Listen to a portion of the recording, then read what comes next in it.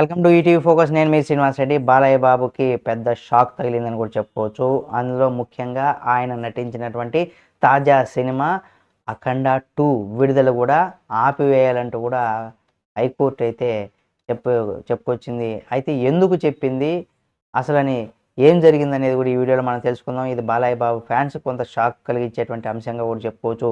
అయితే బాలకృష్ణ, బోయపాటి కాంబినేషన్లో వచ్చినటువంటి సూపర్ హిట్ సినిమా ఇప్పుడు 'అఖండ'. దీనికి సీక్వెల్‌గా కూడా 'అఖండ 2 తాండవం' సినిమా రాబోతుంది. అయితే ఈ సినిమా డిసెంబర్ 5వ తేదీన మనకు రిలీజ్ కానుంది. ఇది బాలయ్య బాబు మొదటి పాన్ ఇండియా సినిమా కావడం విశేషం. తెలుగుతో పాటుగా హిందీ, తమిళ, కన్నడ, మలయాళ భాషల్లో కూడా ఇది సినిమా రిలీజ్ చేస్తున్నారు. అయితే ఈ సినిమా రిలీజ్‌కి ముందు 'అఖండ 2'కు ఒక పెద్ద షాక్ తగిలిందని కూడా చెప్పుకోవచ్చు.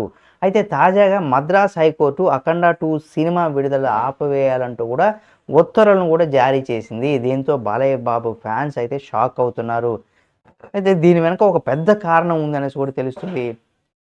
అదేంటంటే ఈరోస్ ఇంటర్నేషనల్ నిర్మాణ సంస్థ 'అఖండ 2' విడుదలను కూడా నిలిపివేయాలని కూడా మద్రాస్ హైకోర్టుకు వెళ్లారు. 'అఖండ 2' నిర్మాణ సంస్థ 14 రీల్స్ ఎంటర్టైన్మెంట్ తమకు 28 కోట్ల నష్టాలను చెల్లించాల్సి ఉందని, ఇప్పుడు 14 రీల్స్ ప్లస్ ఎంటర్టైన్మెంట్ పేరుతో కూడా సినిమాలు చేస్తున్నారని కూడా, ఆ డబ్బుకు చెల్లించేంత వరకు కూడా 'అఖండ 2' సినిమా రిలీజ్ ఆపివేయాలంటూ కూడా మద్రాస్ హైకోర్టుకు వెళ్లడం, ఈరోస్ ఎంటర్టైన్మెంట్ ఇంటర్నేషనల్ సంస్థకు అనుకూలంగా 'అఖండ 2' విడుదల కూడా ఆపివేయాలంటూ కూడా హైకోర్టు ఉత్తర్వులు జారీ చేసింది.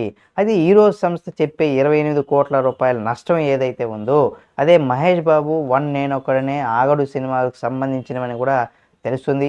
అయితే ఆ రెండిటి సినిమాలకు 14 రీల్స్ సంస్థే నిర్మించింది. అయితే ఇది కేవలం తమిళనాడు వరకు మాత్రమా, లేదా దేశమంతా విడుదలను ఆపివేయాలనే దానికి సంబంధించి కూడా క్లారిటీ రావాల్సి ఉంది.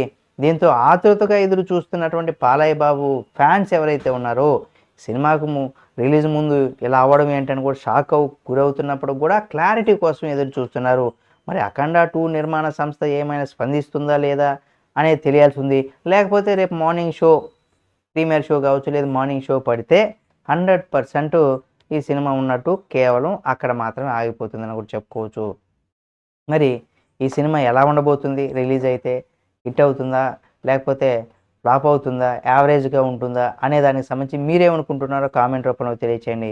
ఈ సినిమాని థియేటర్‌కెళ్ళి చూడండి. పైరసీలో చూడకండి. మరిన్ని వీడియోల కోసం మన ఈటీవీ ఫోకస్ ఛానల్ సబ్స్క్రైబ్ చేసుకొని పక్కనే ఉన్న బెల్ బటన్ నొక్కడం మాత్రం మర్చిపోకండి.